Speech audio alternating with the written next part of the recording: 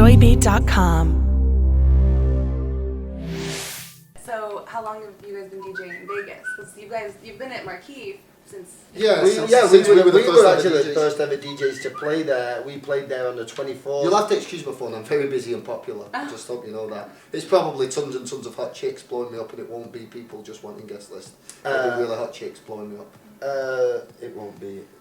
He's a prostitute and he's got some Johns calling him right now. We played down the 24th of December, which was a few years ago.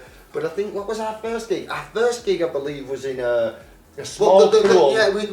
Our first gig was a small pool. It was unmentionable, but really the one that turned it round for us, we came and DJ'd with a guy called Bob Sinclair, who'd always been one of our favourite DJs, and we DJ'd at a club called Hayes.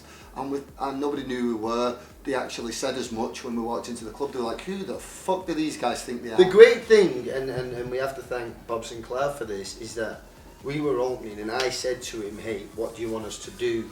You know, because if he'd asked us to calm down, and he said, just do your thing, just don't play any of my music. And so we were able to sort of demonstrate what we could do to a packed house in a big club, and that changed things, not just for us, but that helped to change things for Vegas as well, because once we came in and started to come here on a regular basis and make big bucks with electronic music, a lot of places started to follow suit, and Marquee was the first place that really said, okay, we're electronic music, which is why we chose to go with them over all the other offers that we had at some amazing clubs. We wanted to go with the one that was electronic music only, and the other clubs stuck with sort of a more open format, and then they all had to play catch up later on. And it changed things really, because people told us when we came to Vegas that we'd never be able, it wouldn't work for us, because you perform one night and then the week after when you come, you can't build a fan base because that crowd is tourists and they've gone home.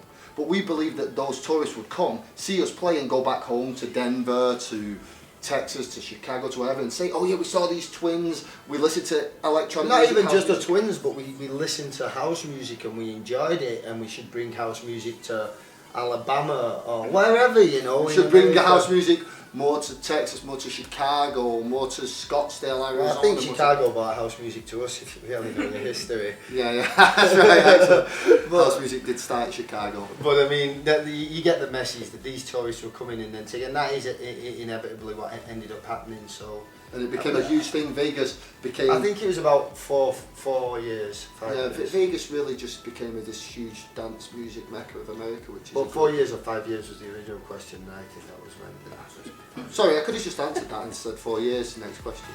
I like it. This is good. I like it. A lot of editing.